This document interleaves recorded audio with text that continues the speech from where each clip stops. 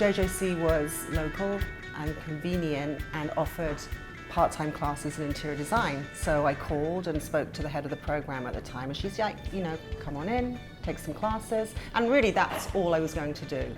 The instructors were extremely knowledgeable, some of them are still there, and they just provided a wealth of information. I graduated in 2003, and after I graduated I worked in the field for a while in residential design. And then in 2009, so about 6 years later, I decided I really wanted to work in the commercial field. So I decided to transfer and get my bachelor's degree. I ended up being between jobs, and I found a part-time job to kind of tide me over. I started selling my sketches online on Etsy while I was working this part-time job, because a friend of mine said, hey, you should put some stuff online and sell them. And I was like, well, that's not really what I do. You know, I'm an interior designer. But her daughter was having a baby at the time, and they were looking for nursery art, and she had something really specific in mind. And she said, well, you know, why don't you just sketch something for us and see how it goes? And I was like, okay, fine, you know. And I sketched a little bunny, and she loved it. And from there, I started to put things online and started to sell them, and then it became a business, and then it became, within 6 months, it became a full-time business. I had to quit my job. It really took off, and I really, really enjoy it, and I really love doing it. I love working with my customers. They know what they want. They come up with ideas of, you know, which have inspired me to create new things.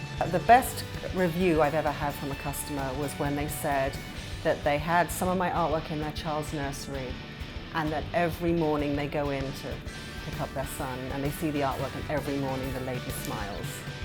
And that just means the world to me. I license my artwork as well. Some of my artwork is in stores like HomeGoods and Hobby Lobby. It's weird because I kind of don't want to look now. So when I go to HomeGoods or something, and I sort of, I don't want to go in the nursery art section to sort of see if my stuff isn't there, or it's on sale, or they're clearancing it. I think I was an artistic kid, but then, you know, you get older and you just think, that's kind of, I didn't like my artwork, and I didn't think I was that good, so I didn't do it. And I did other things for years, and then mostly sort of office type work. But it wasn't until I went back to JJC that it just reignited my artistic side. My instructors were amazing. They were so understanding, and that meant so much to me as an adult student, because it's not the same.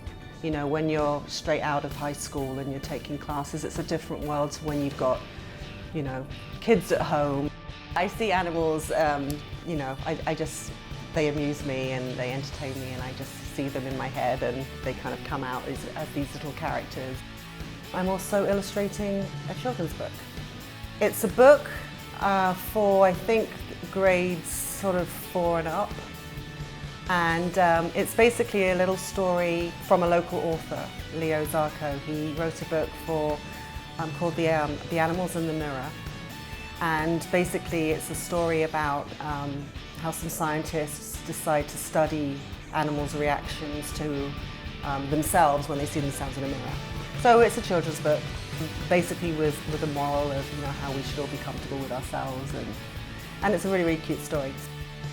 It's become an inspiration because I'm illustrating someone else's book now, but I actually have ideas for my own books as well, because I've got so many characters, and in my head they all have little lives and they have stories.